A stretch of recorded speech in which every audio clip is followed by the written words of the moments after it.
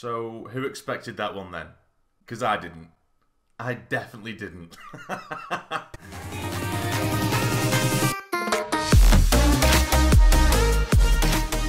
Hi guys, and welcome to the Sunderland vs Doncaster match review. So, Sunderland have just won by 2-1.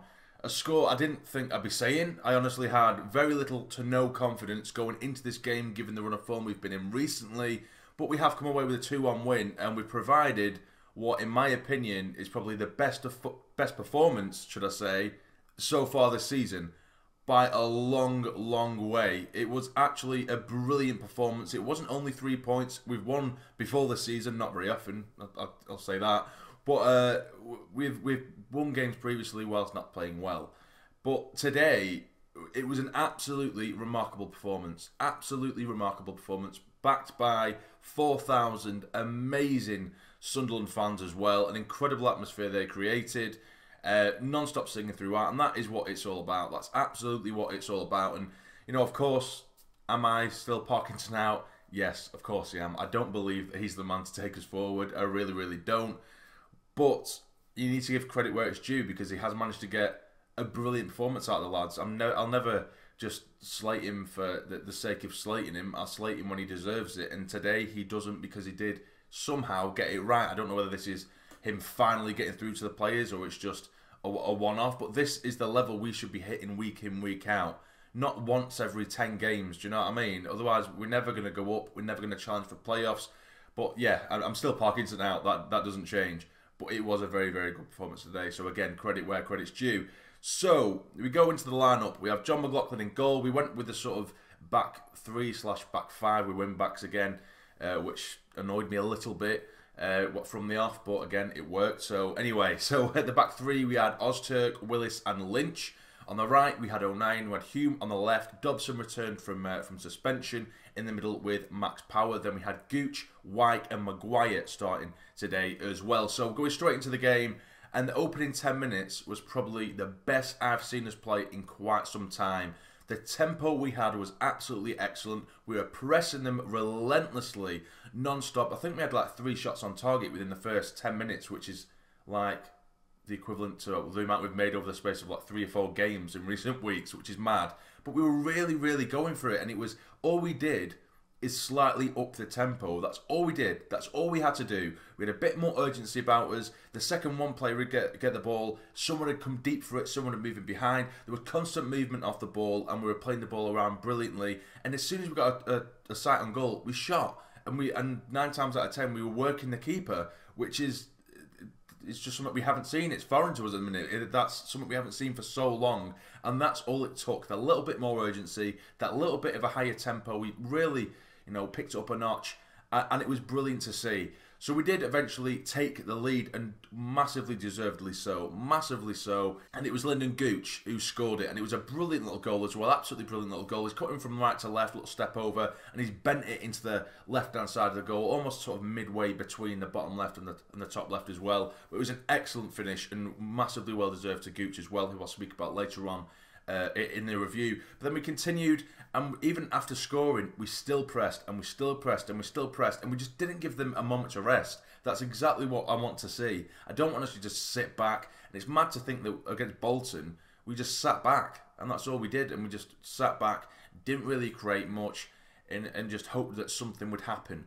Whereas in this game, we took the game to them, away from home, which is, again, it's foreign. We haven't seen that in a very long time. We took it to them, we're shooting, like I say, every time we got a sight on goal.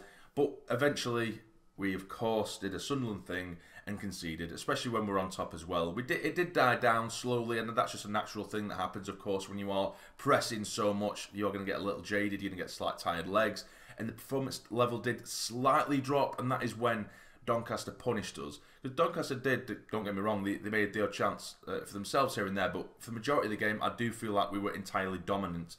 I'm not going to say we absolutely battered them. I don't think we did. I just think we defended well when we needed to, and we made chances happen at every opportunity rather than passing up opportunities, if that makes sense. But yeah, they did manage to get the ball across goal from the left-hand side. Relatively tight angle on the right, but they did hook it back in. And for me, McLaughlin has to do better. He's kind of smothered over the ball and allowed it to trickle back into the goal. And that was 1-1. So we went into half time and it was 1-1. Second half come out, and again, we had some brilliant chances, playing some fantastic football. Again, I will go back to Gooch. Second half, he was a different beast. He was the Gooch that we saw at the beginning, or sort of first half of last season. He was getting at them at every opportunity. He was getting at them. He was tracking back brilliantly. He was running past our defenders at times to get back. Do you know what I mean? Because he does have the pace, he has that strength, and he was doing that. He was tracking back, getting forward, creating chances, making chances for himself, and he was just absolutely sublime in that second half. And we did manage to make it 2-1. It was Hume who had it on the left-hand side. Brilliantly done, Hume. It was another excellent performance from him. He cuts the ball back from Maguire, who arrives late just inside the box and just smashes it home. And from then on, it was pretty much all us still. White up top, I have to say, he was absolutely fantastic. For the role that we're given to him in terms of a hold-up man, a target man, he was excellent for me. He was a real nuisance for them. He had a few chances of his own, which he may have or should have done a little bit better. But I think White, for me, is massively a confidence player.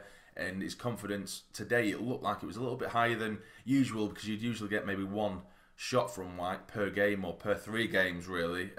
But yeah, he was doing really well. He was wrestling in front of his defender. He was getting in front of his man. He was bringing the ball down and holding up the ball, allowing the play to move forward and bringing other players into the game. And he was doing that fantastically well all day long. And there was times where he was turning the defender and shooting himself. Granted, a lot of his efforts were pretty piss poor, but he's going for it, and I don't mind that.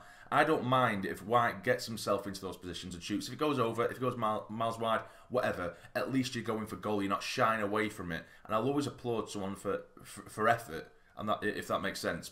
I will always applaud someone for effort, even if it doesn't go particularly right. If I can see the effort is there, then that's by the by. That's fair enough.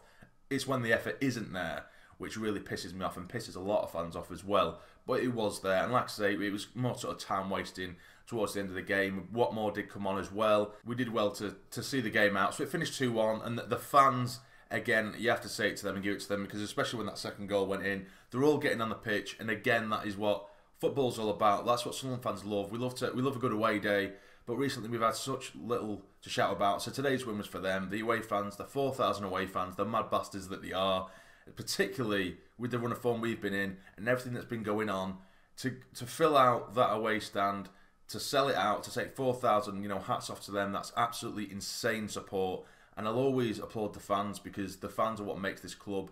That's what I love the most about this club, the fans. We have absolutely incredible fans, and they deserve that today. That was definitely for them today.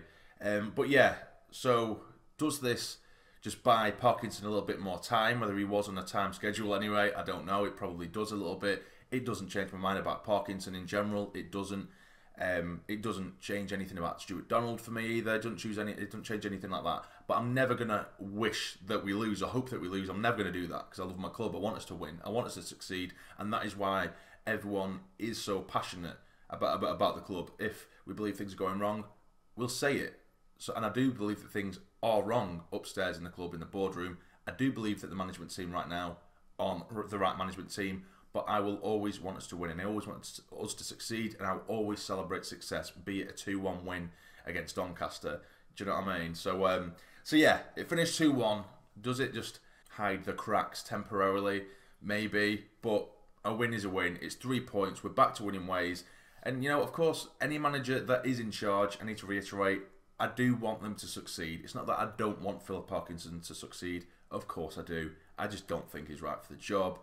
But maybe, just maybe, any kind of plan or system he's been trying to get through to the players, maybe it's set in with them now, because that performance was so different to what we've seen previously. And like I say, it wasn't like we've played shit in the past and we've just scraped a win. We played brilliantly well, very, very well defensively, in the midfield, in the attack as well. Dobson gave great energy in midfield as well, completely, absolute stock opposite to Ledbetter, of course. I think his substitutions were right today, as and when we needed it. We want more for that bit more energy, as Gooch were getting a bit leggy towards the final 10 minutes. I think everything just came together today and looked really, really well. But it is just one game. We need to be more consistent in doing this week in, week out. And then maybe we have a chance of doing something this season, be it under Parkinson or someone else, because that was a really, really good performance, and I can't say it enough. So my man of the match will be Lyndon Gooch. I think he was excellent today. I've already said why and how good he was today.